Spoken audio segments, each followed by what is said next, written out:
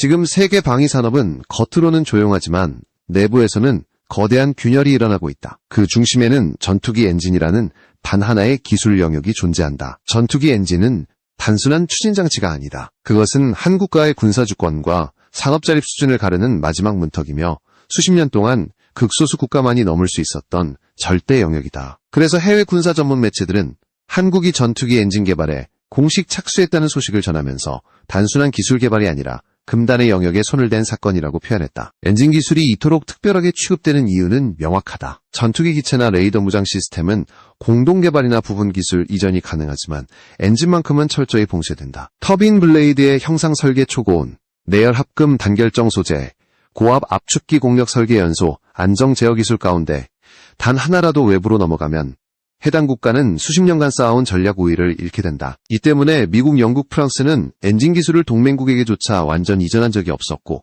실제로 기술 협력이라는 이름으로 제공된 것은 조립 권한이나 제한된 정비 범위에 불과했다. 세계적으로 독자적인 전투기 엔진 기술을 보유한 국가는 손에 꼽힌다. 미국, 영국, 프랑스, 러시아, 중국이 전부다. 이들 국가는 최소 수십 년에 걸쳐 국가 차원의 투자 실패와 사고를 반복하면서 지금의 위치에 도달했다. 그 과정에서 수많은 CJ 엔진이 공중에서 파괴됐고 지상시험 중 폭발 사고도 반복됐다. 그럼에도 이들 국가는 포기하지 않았고 결국 엔진 기술을 자국 전략의 핵심 축으로 완성했다. 반대로 인구와 산업 기반이 충분했던 국가들조차 이 문턱 앞에서 좌절했다. 인도는 장기간 엔진 개발을 시도했지만 기관 간 충돌과 기술 분산으로 일정이 계속 밀렸고 결국 외산 엔진 의존 구조를 벗어나지 못했다. 터키 역시 차세대 전투기 계획에서 엔진 문제로 수년간 발이 묶였고 브라질 또한 독자 엔진 개발을 시도하다가 현실의 벽에 부딪혀 방향을 틀었다. 이 사례들은 엔진 개발이 단순한 기술 문제가 아니라 국가 운용 능력 전체를 시험하는 프로젝트라는 사실을 증명한다. 이런 국제 환경 속에서 한국의 선택은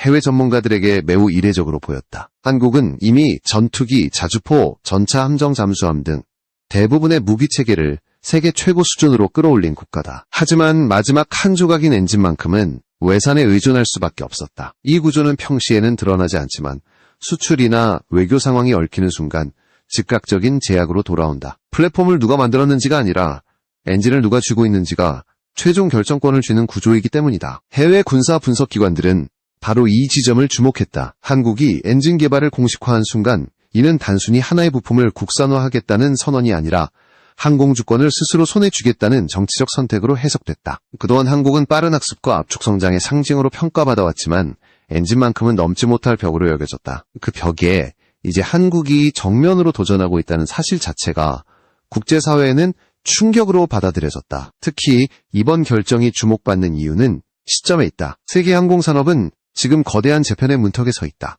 기존의 추력 중심 경쟁에서 벗어나 전력 공급 능력, 전자전 대응 냉각 기술 통합 운용 능력이 전투기 성능의 핵심 지표로 이동하고 있다. 다시 말해 엔진은 더 이상 추력만을 담당하는 장치가 아니라 전장의 모든 시스템을 지탱하는 심장으로 진화하고 있다. 이 변화의 한복판에서 한국이 엔진 개발에 뛰어든 것이다. 해외 언론들이 한국의 이번 선택을 조용하지만 결정적인 한 수라고 표현한 이유도 여기에 있다. 엔진 기술을 확보하지 못하면 차세대 전투기 경쟁에서 영원히 뒤처질 수밖에 없기 때문이다. 반대로 지금 이 영역에 진입하는 국가는 향후 수십 년간 항공전장의 규칙을 설계하는 위치에 설 수 있다. 한국은 그 갈림길에서 가장 위험하지만 가장 근본적인 선택을 했다. 이제 질문은 하나로 수렴된다. 한국은 왜 지금 이 시점에 엔진이라는 가장 어려운 영역을 선택했는가? 그리고 이 선택은 한국의 군사력과 산업 구조를 어디까지 바꿔놓게 될 것인가? 다음 단계에서 우리는 한국이 엔진 개발에 나설 수밖에 없었던 구조적 이유와 그 배경을 하나씩 파헤쳐 볼 것이다. 한국이 엔진 개발에 나설 수밖에 없었던 이유를 이해하려면 먼저 하나의 불편한 현실부터 직시해야 한다. 전투기 수출 시장에서 기체 성능이나 가격보다 더 강력한 변수는 바로 승인 구조다. 아무리 뛰어난 전투기를 만들어도 엔진이 외산이면 최종 결정권은 제작국이 아니라 엔진 공급국에 있다. 이것은 이론이 아니라 이미 여러 차례 현실로 확인된 구조다. 한국이 개발한 FA50과 KF21은 모두 뛰어난 성능과 경쟁력을 갖춘 플랫폼으로 평가받아왔다. 그러나 이 두 전투기에는 공통적인 한계가 존재한다. 바로 엔진이 미국산이라는 점이다. 이 구조에서는 수출 계약이 체결되더라도 최종 단계에서 반드시 미국 정부의 승인 절차를 거쳐야 한다. 외교 상황, 정치적 고려의회 심의 일정에 따라 계약은 수개월씩 지연되거나 조건이 바뀔 수 있다. 실제로 FA50 수출 과정에서는 승인 절차로 인해 일정이 늦어지거나 계약 구조가 조정된 사례가 반복적으로 발생했다. 문제는 이 제약이 단순한 행정 절차가 아니라는 점이다. 엔진 승인 구조는 곧 전략 통제 수단이다. 미국 입장에서 이는 동맹 관리와 기술 통제라는 합리적 선택이지만 수출국 입장에서는 치명적인 약점으로 작용한다. 특히 중동, 동남아, 동유럽처럼 정치 상황이 빠르게 변하는 지역에서는 승인 지연 자체가 계약 파기로 이어질 수 있다. 경쟁 기종이 같은 시점에 제약 없이 제시되면 구매국은 자연스럽게 더 빠른 선택지를 택한다. KF-21 역시 같은 구조적 한계를 안고 있다. KF-21은 한국 공군뿐 아니라 다수 국가가 관심을 보이고 있는 차세대 전투기지만 엔진이 외산인 이상 수출 확대에는 분명한 천장이 존재한다. 해외 분석가들은 KF-21이 가진 성능과 가격 경쟁력을 고려하면 잠재 시장은 매우 넓지만 승인 구조가 유지되는 한 시장 점유율은 제한적일 수밖에 없다고 평가한다. 다시 말해 기술의 문제가 아니라 권한의 문제다.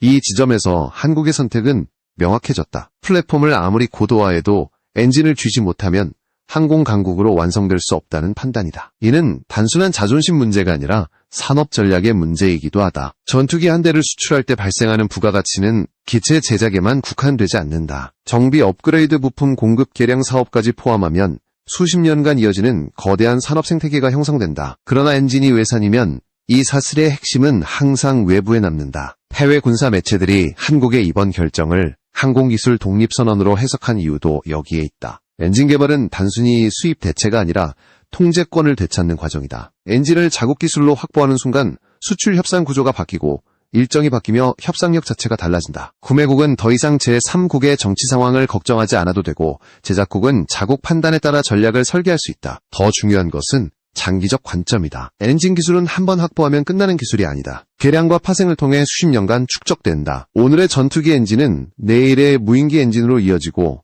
군용 엔진은 다시 민수항공 엔진으로 확장될 수 있다. 이 연결고리를 끊어놓는 순간 국가는 영원히 하청 구조에서 벗어날 수 없다. 한국은 이 구조를 더 이상 유지할 수 없다고 판단한 것이다. 결국 한국이 엔진 개발에 착수한 이유는 하나의 질문으로 압축된다. 계속해서 뛰어난 기체를 만들되 핵심 통제권을 타국에 맡길 것인가, 아니면 가장 어렵고 위험한 선택을 하더라도 완전한 항공 주권을 확보할 것인가. 한국은 후자를 선택했다. 그리고 이 선택은 단순한 기술 프로젝트가 아니라 향후 수십 년간 한국 방산과 항공산업의 방향을 규정하는 분기점이 된다. 다음 단계에서는 한국이 제시한 엔진 개발 목표가 왜 해외 전문가들을 당황하게 만들었는지, 그리고 그 수치가 의미하는 것이 무엇인지 구체적으로 분석해보겠다. 한국이 제시한 전투기 엔진 개발 목표가 해외 전문가들을 가장 놀라게 한 이유는 그 수치가 지나치게 공격적이었기 때문이다. 대부분의 국가들은 엔진 개발에 착수할 때 기존 엔진과의 격차를 최소화하는 보수적 목표를 설정한다. 안정성을 우선 확보한 뒤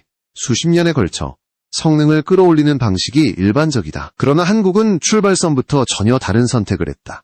한국이 설정한 목표 가운데 핵심은 연료 소모율 개선이다. 기준으로 삼은 대상은 세계적으로 검증된 고성능 전투기 엔진이며 한국은 이 엔진 대비 연비를 약 15% 이상 개선하겠다는 목표를 공개했다. 이 수치는 항공 엔진 업계에서는 거의 금기에 가까운 영역으로 평가된다. 엔진 효율은 이미 극한까지 최적화되어 있기 때문에 1%만 개선해도 기술적 성과로 기록된다. 그런데 15% 개선은 단순한 개량이 아니라 세대 도약에 해당한다.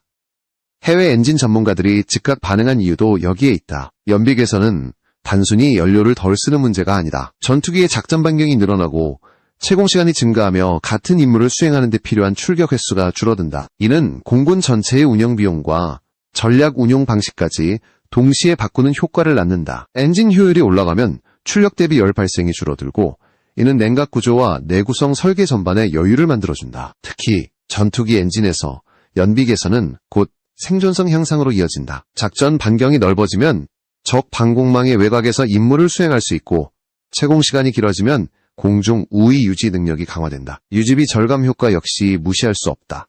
해외 분석 자료에 따르면 전투기 운영 비용의 상당 부분은 엔진 정비와 관련되어 있으며, 연비와 내구성이 개선되면 유지비는 구조적으로 하락한다. 한국의 목표가 더 이례적인 이유는 단순히 효율 수치에 그치지 않는다. 한국은 엔진 개발 과정에서 연소기, 고압, 압축기, 저압 터빈, F터버너라는 4개의 핵심 영역을 초기에 동시에 공략하겠다고 밝혔다.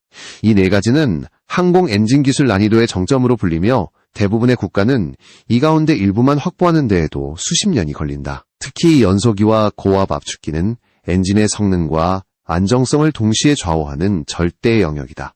연소기는 1400도 이상 고온 환경에서도 안정적으로 작동해야 하며 압력 변화에도 출력이 흔들리지 않아야 한다. 고압 압축기는 공기를 극한까지 압축하면서도 실속과 진동을 억제해야 한다. 저압 터빈은 전체 추력의 상당 부분을 담당하며 초고온과 고속 회전을 동시에 견뎌야 한다. 애프터버너는 고속 비행을 가능하게 하는 장치지만 설계가 조금만 어긋나도 엔진 파열로 직결된다.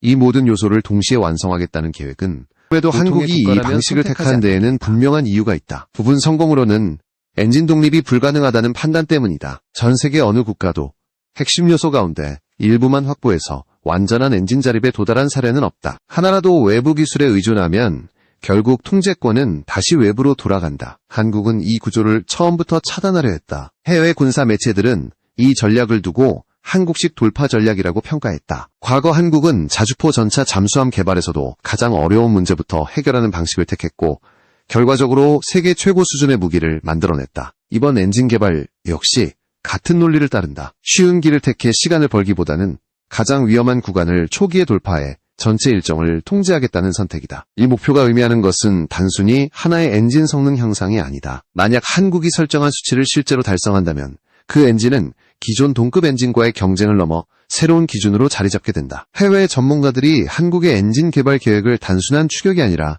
판을 바꾸려는 시도로 평가하는 이유가 바로 여기에 있다. 다음 단계에서는 이처럼 위험하고 복잡한 목표를 한국이 어떻게 국가 차원에서 밀어붙이고 있는지, 그리고 그 추진 방식이 왜 다른 국가들과 결정적으로 다른지를 살펴볼 것이다. 한국의 전투기 엔진 개발이 해외에서 더욱 주목받은 이유는 목표 수치만이 아니라 추진 방식에 있었다. 대부분의 국가에서 항공 엔진 개발은 단일 기관이나 특정 부처가 주도하는 형태로 진행된다. 그러나 이 방식은 시간이 지날수록 구조적 한계를 드러낸다. 기술은 진전되는데 예산과 일정은 서로 다른 부처의 이해관계에 막히고 결정은 반복적으로 지연된다. 해외에서 엔진 개발이 좌초된 사례들 대부분이 이 단계에서 무너졌다. 한국은 이 실패 사례들을 철저히 분석한 뒤 출발선부터 다른 구조를 설계했다. 사업 초기 단계부터 방위사업청, 국방부, 산업부, 우주항공청, 국토부가 동시에 참여하는 통합체계를 구축한 것이다. 이는 단순한 협의체가 아니라 권한과 책임을 한 테이블 위에 올려놓는 구조였다. 해외 전문가들은 이 장면을 두고 한국이 이번에는 진짜 국가전략 사업으로 엔진을 다루고 있다고 평가했다. 항공 엔진 개발에서 가장 치명적인 변수는 기술 부족이 아니라 기관 간 충돌이다. 인도의 사례가 대표적이다. 인도는 자체 전투기 엔진 개발을 시도했지만 국방부와 과학기술기관 산업부처 간의 역할 분담이 정리되지 않으면서 일정이 수차례 지연됐다. 설계 변경과 예산 조정이 반복되며 개발 기간은 10년 이상 늘어났고 결국 실질적인 성과를 내지 못했다. 터키 역시 차세대 전투기 엔진 문제에서 국방과 산업정책이 엇갈리며 개발 일정이 수년간 밀렸다. 한국은 이 문제를 초기에 제거했다. 엔진 개발의 방향 목표 예산 일정이 하나의 국가 로드맵으로 묶였고 부처 간 조율은 사후 문제가 아니라 설계 단계에서 끝내겠다는 방식이 적용됐다. 해외 분석가들은 이 구조를 두고 기술보다 제도를 먼저 완성한 사례라고 평가했다. 엔진 개발이라는 초고난도 프로젝트에서는 이 차이가 결국 성패를 가른다는 것이다. 예산 운용 방식 역시 이례적이다. 한국 정부는 선행기술 개발에 대규모 자금을 투입하면서 가장 난이도가 높은 핵심 영역부터 공략하겠다는 결정을 내렸다. 보합 압축기, 저압, 터빈 연소기, 애프터버너와 같은 핵심 기술은 일반적으로 개발 후반부에 접근하는 영역이다. 실패의 위험이 크고 시험 비용이 막대하기 때문이다. 그러나 한국은 이 영역을 뒤로 미루지 않았다. 이 선택의 의미는 분명하다. 핵심 기술이 확보되지 않은 상태에서 외형만 완성된 엔진은 언제든지 외부 의존 구조로 돌아갈 수 있다. 한국은 처음부터 이 위험을 제거하려 했다. 업계에서는 이를 한국식 정면 돌파 방식이라고 부르며 과거 K9, 자주포 K2 전차 KSS-3 잠수함 개발에서 이미 검증된 전략이라고 평가한다. 가장 어려운 문제를 먼저 해결하면 이후 단계의 불확실성은 급격히 줄어든다는 논리다. 또 하나 주목할 점은 일정 관리 방식이다. 한국은 단기 성과를 홍보하기 위한 무리한 시험 일정을 설정하지 않았다. 대신 장기 시험과 반복 검증을 전제로 한 로드맵을 공개했다. 이는 겉으로 보면 느려 보일 수 있지만 실제로는 실패 비용을 최소화하는 전략이다. 해외 엔진 개발 실패 사례의 상당수는 성급한 시험 비행과 정치적 일정 압박에서 비롯됐다. 해외 군사 매체들은 한국의 이런 접근을 두고 엔진을 정치적 성과물이 아니라 국가 인프라로 다루는 방식이라고 분석했다. 엔진은 한 번 만들고 끝나는 무기가 아니라 수십 년간 개량과 확장이 이어지는 기반 기술이기 때문이다. 이 인식을 공유하지 못한 국가는 대부분 개발 중도의 방향을 틀거나 외산 의존으로 회귀했다. 결국 한국의 추진 방식은 기술 목표만큼이나 중요한 의미를 갖는다. 동일한 기술 수준이라도 어떤 구조로 추진하느냐에 따라 결과는 전혀 달라진다. 한국은 엔진 개발을 개별 프로젝트가 아니라 국가 운영 능력을 시험하는 과제로 설정했다. 이 차이가 앞으로의 성패를 가를 가능성이 크다. 다음 단계에서는 이 거대한 국가 프로젝트를 실제로 떠받치고 있는 기업들과 그들이 가진 기술 기반이 무엇인지 구체적으로 살펴볼 것이다. 이 거대한 전투기 엔진 개발 프로젝트를 실제로 떠받치고 있는 축은 두 개의 국내 기업이다. 하나는 항공 엔진 정비와 생산 경험을 축적해온 한화 에어로스페이스이고 다른 하나는 초고온 터빈 기술을 확보한 두산 에너빌리티다. 해외 전문가들이 한국의 엔진 개발을 가능성 있는 도전으로 평가하는 이유는 바로 이 두 기업이 가진 누적된 기술 기반 때문이다. 한화 에어로스페이스는 지난 20년 이상 미국산 전투기 엔진의 정비와 유지 업무를 수행해왔다. 이 과정에서 한국은 단순한 조립이나 교체 작업에 머물지 않았다. 수천 회에 달하는 정비 과정에서 블레이드 변형 패턴, 온도 분포, 진동 특성 마모, 진행 양상 같은 방대한 현장 데이터를 축적했다. 공식적인 기술 이전은 없었지만 실제 운용 환경에서 얻은 이 데이터는 엔진 설계에서 무엇이 문제를 일으키는지를 보여주는 살아있는 교과서에 가깝다. 해외 엔진 개발 사례를 보면 이 데이터의 가치는 더욱 분명해진다. 이론 설계만으로 개발을 시작한 국가들은 시험 단계에서 예상치 못한 문제에 반복적으로 발목을 잡혔다. 반면 실제 운용 데이터를 가진 국가는 시행착오를 크게 줄일 수 있었다. 한화가 축적한 정비 데이터는 한국이 엔진 개발 초기 단계에서 위험 구간을 피할 수 있게 만드는 중요한 자산이다. 해외 전문가들이 이 점을 높게 평가하는 이유도 여기에 있다. 두산 에너빌리티의 역할 역시 결정적이다. 두산은 이미 발전용 가스터빈 분야에서 초고온 터빈 블레이드 기술을 확보한 기업이다. 특히 단결정 블레이드와 초내열 합금 소재 기술은 미국조차 외부 이전을 극도로 꺼리는 영역이다. 발전용과 항공용 엔진은 운용 환경과 요구 조건의 차이가 있지만 기본적인 소재 과학과 구조 설계 원리는 상당 부분 공유된다. 두산이 보유한 이 기술은 항공 엔진 개발에서 가장 어려운 소재 장벽을 낮춰준다. 해외 분석가들은 한화와 두산의 기술 결합을 두고 한국형 엔진 개발의 현실적 기반이라고 평가한다. 정비 현장에서 축적된 실증 데이터와 초고온 소재 기술이 결합되면 이론과 현실 사이의 간극을 빠르게 좁힐 수 있기 때문이다. 이는 단기간에 따라잡기 어려운 조합이며 다른 국가들이 쉽게 모방할 수 없는 강점이다. 이 기술적 기반은 곧바로 KF-21의 진화와 연결된다. 한국형 엔진이 완성될 경우 KF-21의 성능은 단순한 추력 향상을 넘어 구조적 변화를 맞게 된다. 연비가 개선되면 작전 반경이 늘어나고 채공 시간이 증가한다. 이는 단순히 더 멀리 날아간다는 의미가 아니라 공중에서 수행할 수 있는 임무의 폭이 넓어진다는 뜻이다. 장거리 정밀 타격 공중우세, 임무 전자전 지원까지 다양한 작전 옵션이 동시에 확장된다. 유지비 절감 효과 역시 중요하다. 전투기 도입국 입장에서 가장 큰 부담은 구매 가격보다 운영 비용이다. 기존 전투기들은 연간 운용비가 매우 높아 중소국가들에게는 지속적인 압박으로 작용했다. 한국형 엔진이 적용된 KF-21은 연비와 내구성이 개선되면서 유지비가 구조적으로 낮아질 가능성이 크다. 이는 수출 경쟁력에서 결정적인 차이를 만들어낸다. 해외 군사 매체들은 이 지점을 주목한다. 성능은 충분하지만 유지비 때문에 도입을 망설였던 국가들에게 KF-21은 현실적인 대안으로 떠오를 수 있다. 특히 중동, 동남아, 동유럽 국가들처럼 예산 효율을 중시하는 공군에게는 매력적인 선택지가 된다. 엔진 국산화는 단순히 기술 자립을 넘어 시장 접근 방식 자체를 바꾸는 요소다. 결국 한화 에어로스페이스와 두산 에너빌리티의 역할은 엔진 개발 성공 여부를 넘어 한국 항공산업의 체질을 바꾸는 데까지 이어진다. 엔진 기술이 축적되면 정비 업그레이드 개량 사업이 모두 국내에서 순환하게 되고 이는 장기적인 산업 경쟁력으로 환원된다. 한국은 이제 단순한 플랫폼 제작국을 넘어 핵심 심장까지 스스로 설계하는 단계로 이동하고 있다. 다음 단계에서는 이 엔진 개발이 수출 시장과 민수 항공산업까지 어떻게 파급되는지 그리고 한국이 어떤 위치로 도약하게 되는지를 살펴볼 것이다.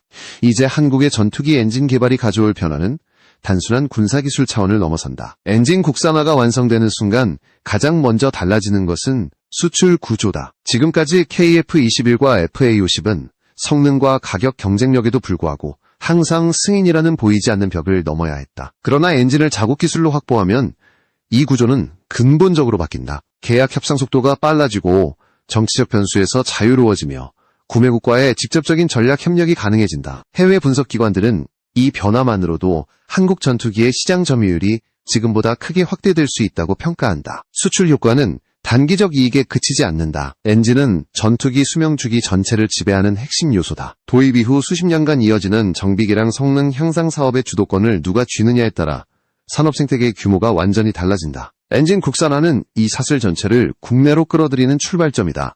이는 방산기업의 매출 증가를 넘어 항공공학 소재 과학 정밀 가공 산업 전반을 동시에 성장시키는 구조적 변화로 이어진다. 여기서 한 단계 더 나아가면 민수항공 엔진 시장이라는 거대한 가능성이 열린다. 군용 엔진과 민수 엔진은 구조적으로 상당 부분을 공유한다. 핵심 기술이 축적되면 파생 개발을 통해 민간 항공기용 엔진으로 확장하는 길이 열리게 된다. 이 시장의 규모는 연간 수백조 원에 달하며 현재는 극소수 글로벌 기업이 독점하고 있다. 한국이 이 영역에 진입할 수 있는 기반을 확보한다는 것은 국가 산업 구조 자체가 재편될 수 있음을 의미한다. 또 하나 주목해야 할 변화는 전투기 개념의 진화다. 현대 공중전에서 경쟁의 중심은 추력에서 전력으로 이동하고 있다. 전자전 장비 다중센서 데이터 링크 냉각 시스템까지 동시에 운용하려면 안정적인 전력 공급 능력이 필수다. 한국이 추진 중인 전기화된 터보팬 개념과 고출력 전력 생성 기술은 이 흐름에 정확히 맞닿아 있다. 전투기는 더 이상 단순한 비행체가 아니라 공중의 전력 플랫폼으로 진화하고 있다. 이 변화는 유무인 복합 전투 체계에서도 결정적인 역할을 한다. 무인 전투기와의 협업 전술에서는 센서 데이터 처리 통신 전자전이 동시에 이루어져야 한다. 전력 여유가 없는 플랫폼은 전술 선택지가 급격히 줄어든다. 반대로 충분한 전력과 냉각 능력을 갖춘 전투기는 전장의 주도권을 쥘 수 있다. 한국이 엔진 개발과 함께 전력 중심 개념을 동시에 추진하는 이유가 바로 여기에 있다. 해외 군사 매체들은 이 지점을 한국 전략의 핵심으로 본다. 지금까지 많은 국가가 차세대 전투기 개발을 선언했지만 실제로 엔진과 전력 아키텍처까지 동시에 설계하는 국가는 극히 드물다. 한국은 플랫폼 무장 엔진 전력 체계를 하나의 묶음으로 통합하려 하고 있다.